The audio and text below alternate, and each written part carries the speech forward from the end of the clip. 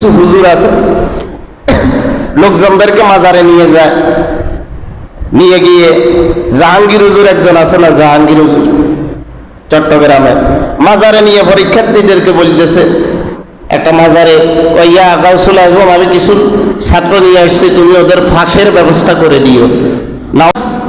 সমাজে অথবা পরিবারে অথবা ব্যক্তিকেন্দ্রিক অথবা রাষ্ট্রকেন্দ্রিক অথবা কোন নামদারি আলেমের মাধ্যমে শিরক প্রকাশ পায় অথবা শিরকে যুক্ত হয়ে যায়, কেউ আল্লাহর সাথে শিরক করে, তো আল্লাহ রাব্বুল আলামিন ওই শিরককারী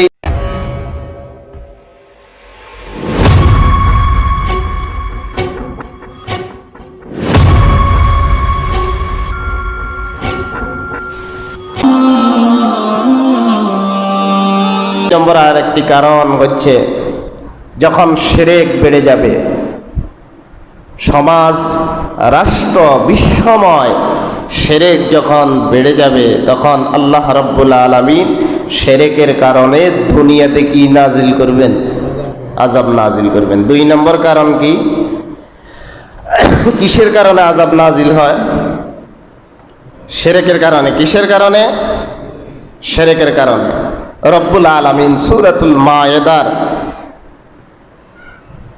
76 নম্বর আয়াতে কারিমা আল্লাহ পাক বলেন, ইন্নাহু মান ইউশরিক বিল্লাহি ফাকাদ হারামাল্লাহু আলাইহিল জান্নাহ ওয়া মাআওয়াহুন নার ওয়া মা লিয-যালিমিনা মিন আনসার।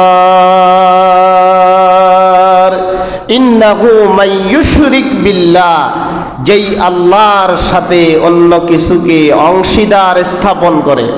আমরা তো শিরক মনে করি যে মাজারে সেজদা দেওয়া, মূর্তির সামনে মাথা নত করা, না, শিরকের ব্যক্তি বিশাল আকার। শিরকের ব্যক্তিটা রাষ্ট্র ব্যবস্থা যখন আল্লাহর আইন ছাড়া চলে, সেটা রাষ্ট্রীয় শিরক। কি মার্কা শিরক? জোরে কর। রাষ্ট্র যখন আল্লাহর আইন ছাড়া অন্যভাবে বিচার ফয়সালা করে, এটা কি শিরক? রাষ্ট্রীয় শিরক। সমাজ যখন আল্লাহর, সমাজের লোকগুলো যখন আল্লাহ ছাড়া অন্য কারো কাছে কোনো কিছু চায়, যাচ্চা করে, প্রার্থনা করে, এটা হলো সামাজিক শিরক। পারিবারিকভাবে যদি যেই শিরকটা করা হয়, এটা কি? পারিবারিক শিরক। আল্লাহ পাক বলেন যেই শিরকই হোক, দেখেন না আমাদের এক দেশে কিছু হুজুর আছে, লোকজনদেরকে মাজারে নিয়ে যায়, নিয়ে গিয়ে জাহাঙ্গীর হুজুর একজন আছে না, জাহাঙ্গীর হুজুর চট্টগ্রামে, মাজারে নিয়ে পরীক্ষার্থীদেরকে বলতেছে, একটা মাজারে ইয়া গাউসুল আজম, আমি কিছু ছাত্র নিয়ে আসছি, তুমি ওদের ফাঁসের ব্যবস্থা করে দিও। নাউজুবিল্লাহ, বেয়ান রাইতে কইয়েন।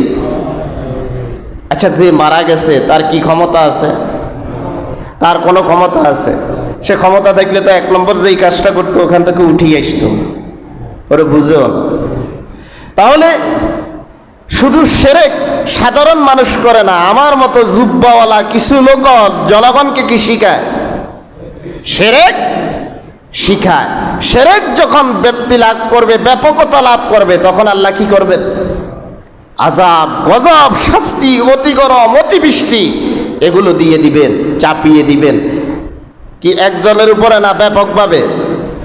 ব্যাপকভাবে। আল্লাহ পাক বলেন, ইন্নাহু মান ইউশরিক বিল্লাহি ফাকাদ হারামাল্লাহু আলাইহিল জান্নাহ। যদি সমাজে অথবা পরিবারে অথবা ব্যক্তিকেন্দ্রিক অথবা রাষ্ট্রকেন্দ্রিক অথবা কোন নামদারি আলেমের মাধ্যমে শিরক প্রকাশ পায় অথবা শিরকে যুক্ত হয়ে যায়, কেউ আল্লাহর সাথে শিরক করে, তো আল্লাহ রাব্বুল আলামিন ওই শিরককারী নারী পুরুষের উপরে জান্নাতকে হারাম ঘোষণা করে দেন। নাউজুবিল্লাহ। ওইব নাউজুবিল্লাহ কয় সুবহানাল্লাহ। শিরককারী নারী পুরুষের উপর আল্লাহ জান্নাত কি করে দেন? হারাম ঘোষণা করে দেন। এরা কখনো জান্নাতে যাবে না। ফাকাদ হারামাল্লাহু আলাইহিল জান্নাহ ওয়া মাআওয়াহুন নার। জান্নাতে না গেলে ঠিকানা কোথায়? জোরে কোন, জান্নাতে না গেলে ঠিকানা কোথায়? জাহান্নাম। আল্লাহ বলেন তার ঠিকানাটা একটা হবে, সেটা হলো কি? জাহান্নাম। এরপর আল্লাহ পাক বলেন ওয়া মা লিল-যালিমিনা মিন আনসার, জালেমদের কোনো সাহায্যকারী থাকবে না, নাই, জালেমদেরকে কেউ সাহায্য করতে পারে না, জালেমদের কোনো সাহায্যকারী। এজন্য যারা শিরক করে মারা যাবে তারা দীর্ঘ সময় নয়, ট্রিলিয়ন ট্রিলিয়ন সময় নয়, এমন ভাবে জাহান্নামে জীবন শুরু করবে আর শেষ হওয়ার সম্ভাবনা একটা সেকেন্ডের জন্য। এত কান্নাকাটির পরে আল্লাহ জাহান্নাম থেকে শিরককারীকে, মুশরিককে বের করবেন না। জটিল, কঠিন, জঘন্যতম গুনাহ হচ্ছে শিরক। জঘন্যতম গুনাহ কি? শিরক। আল্লাহ রাব্বুল আলামিন সূরাতুন নিসা 48 নম্বর আয়াতে কারিমা বলেন ইন্নাল্লাহা লা ইয়াগফিরু মান ইউশরিকা বিহি ওয়া ইয়াগফিরু মিন দুনি যালিকা লিমান ইয়াশা। আল্লাহ রাব্বুল আলামিন শিরকের গুনাহ কখনো গোলামদেরকে মাফ করবেন না। এছাড়া অন্যান্য যত গুনাহ আছে আল্লাহ ইচ্ছা করলে মাফ করে দিতে পারেন, সেই ক্ষমতা আল্লাহর আছে। সুবহানাল্লাহ বলবেন না? অন্য গুনাহ মাফ হবে, শিরকের গুনাহ মাফ হবে না। আল্লাহ পাক বলেন ওয়া মান ইউশরিক বিল্লাহি ফাকাদ ফাতারা ইসমান আযীমা।